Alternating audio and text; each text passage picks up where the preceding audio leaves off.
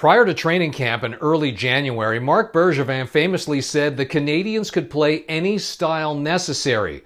The underlying theme that the Canadiens GM had built this team for the playoffs.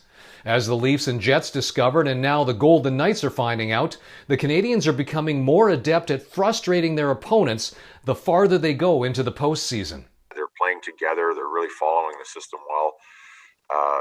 Frustrating the other team. We're back checking harder than we're probably attacking right now. So that's a good example. Is we're trying to attack hard, and when we don't have the puck, we're tracking even harder. And it's not one or two lines. It's not one or two players. It's everybody right now. So that's basically team success, and we're really proud of how they're doing it. We're on them all the time. We kind of going into this series like underdogs, and they probably thought that they're going to have more puck possession and do more stuff on the power play and stuff like that. But I think we have been on them all since game one, and just like yesterday, we forechecked it hard. We play hard in front of our net, and we make the easy play from our own zone. Luke Richardson says he doesn't plan an inspirational speech prior to tomorrow's elimination game. Why would he need to when Bergevin seems constantly ready to fire up his team like he did before its Game 3 victory?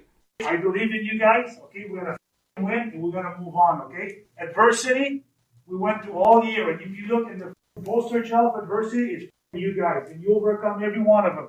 And tonight, another step, show these people wrong. We believe in each other. We're going to play the right way. We're going to play for the guy next to you. That's who you do it for.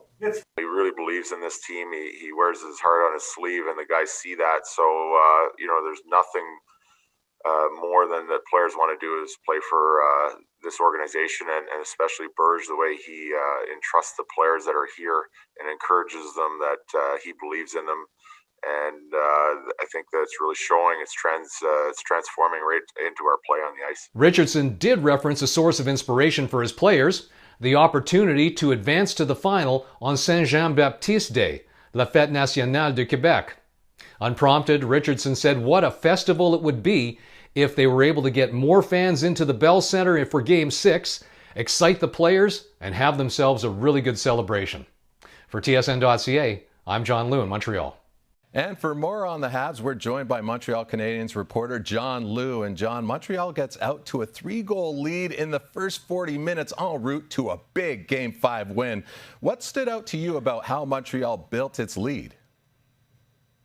Well, Jermaine, for me, it was Montreal's center line. That's been a position of weakness on this team for decades, but tonight was a snapshot of just how far they've advanced in the middle of the ice. Take Eric Stahl's goal, for instance. First of all, it begins with Philip Danault in the defensive zone, absorbing a big hit in order to make a play up to Tyler Toffoli, who gets the puck to Nick Suzuki.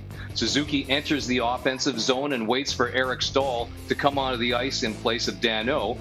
The trailing Stahl takes the pass, ends up burying that. That was 4 touches with 3 centers involved in that play, Jermaine, and that was significant. And then the other center, Jesperi Kotkaniemi, opens the scoring.